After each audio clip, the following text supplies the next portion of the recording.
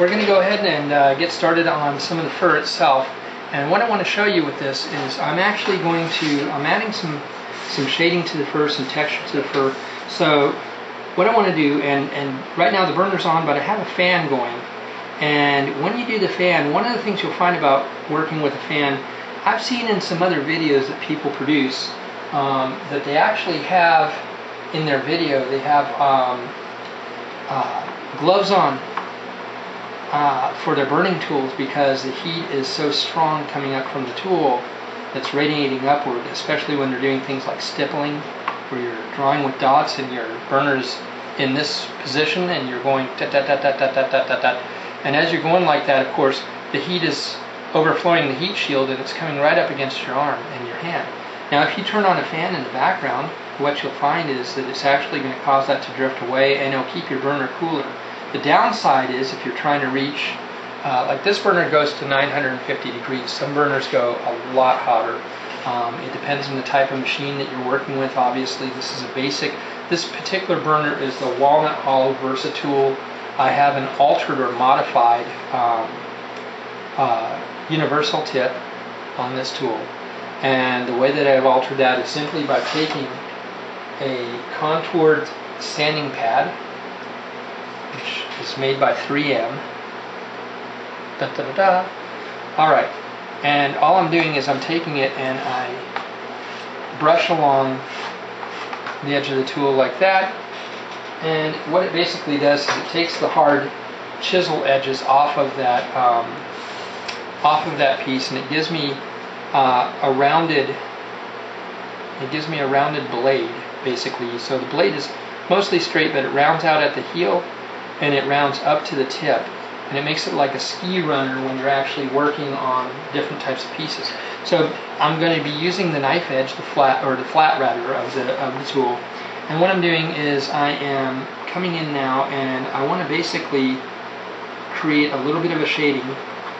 This burner right now, as I've got it set, is at around maybe 600 degrees or so. I don't want to go too hot because I'm trying to keep it low enough that I can kind of slowly add and control in this this shaded tone. And what I'm basically doing is I'm just kind of darkening out the areas that need to be darkened in the fur. Later on I'll come in with an X-Acto knife and using the same scraping method that I was showing earlier for removing dark areas in the leaves, I'll actually come through and I'll use a similar method on the spots. And what I'll do is I'll basically lighten out the spots. Now the areas that I'm going, what I'm basically doing is I am adding shadow area right now to this burn, or tone rather to this burn, a darker tone to the fur. But what's also happening is in doing this, because I am using the flat, I'm compressing a lot of the hairs, which kind of is making me work a little bit backwards. I could have come back in and done this stage first, but it's really difficult to gauge, and you don't get as even a laydown actually as you do when you've actually got some hairs on there and you're working with the hair texture. So even though it is a little more work doing it the way that I'm doing it right now, because I've got to come back in and actually do the fur again in some areas, such as the areas I'm going over right now, I'll have to touch up. There are little tiny grains here that you can't see them. And what I'm doing is I'm actually compressing those grains right now as I darken this tone. And I'll come in just a little bit with the knife edge. And once I've done that, I will actually readdress those little furrows that have been pushed in by simply coming back through with that knife edge and adding more fur. And by the time I'm done, I'm probably going to have something like 300,000 hairs on this animal. I already have over 200,000 hairs that have been individually burned in. When I do hairs, I actually count the hairs. And I count the hairs for very important reasons. Not just because I'm bored or have nothing better to do, but what I basically will do is I count the hairs to allow me to not only pass the time away a little bit, it is a time burner, but the main thing is that I like to, when I'm selling the piece, I'm asking really good prices on my pieces.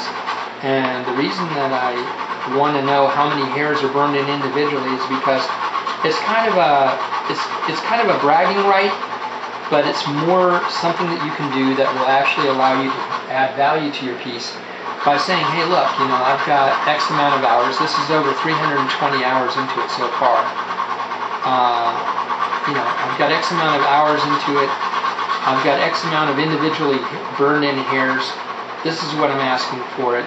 And the person that looks at that and understands that you've got a lot of time and a lot of effort and a lot of work that's done, and this is not something that you can buy at an abstract art gallery. I always pick on abstract art. This is not something that you can buy there. This is something that you had to buy from an artist who actually has a little bit of skill behind them. And I think that most pyrographers have anywhere from a little bit to a lot of skill behind what they're doing, because it's not something that you can just, anybody can wood burn, but to do it well takes a little bit of time. You have to put in your, you have to put in your dues, so to speak, as far as time goes and learning your techniques. It's like any other art form. There are tricks, there are things you have to know, and of course, as you do this, even though it's something that you don't do overnight, it is something that winds up being very valuable in the long run. And of course, we're not doing it. I don't think anybody gets started in this thinking they're going to get rich on it. It's not something that's a get-rich-quick scheme. If that's your idea of doing pyrography, then you should get into a different art. But if you're not in it for the money, if you're in it because you enjoy it, but you would like to make some profit at it, then remember to price your stuff accordingly, to respect the art form, to know a little bit about the art form, and to basically learn the techniques, put in your time, and keep track of what you do. I take pictures of these things in stages, and the reason I do that is not only to show people what's coming and to showcase it and let people see and kind of get a feel for it,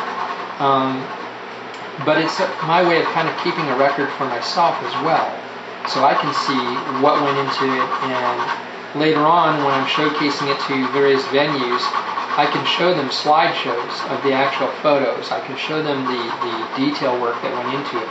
I have a visual record of what went on, how it was done, how much of what was done by what stage, and in the end, that accountability, that ability to turn around and say, hey, this is what it's worth, this is what I'm asking, this is why it's worth what it's worth, and all of that. It adds a great deal of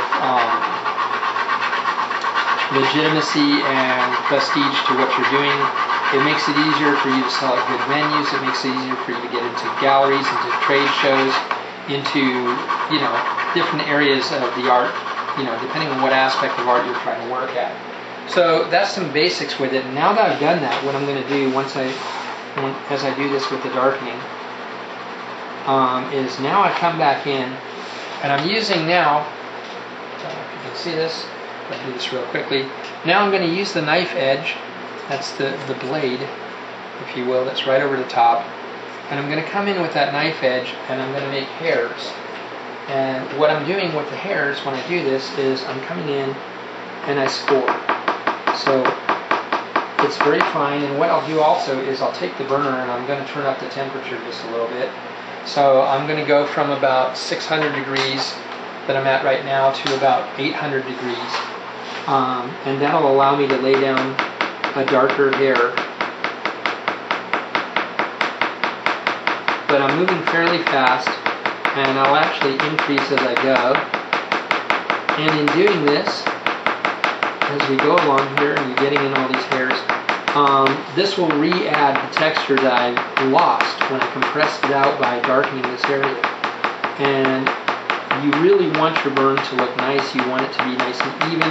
You want the texture to be even. Put it to you this way: if you've got a blind person nearby that can help you, have them feel it out.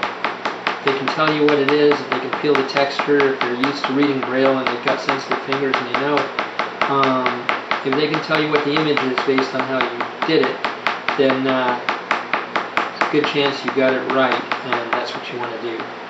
Anyway, that's it for this portion of the video, and we will come back and show you more later. Thank you.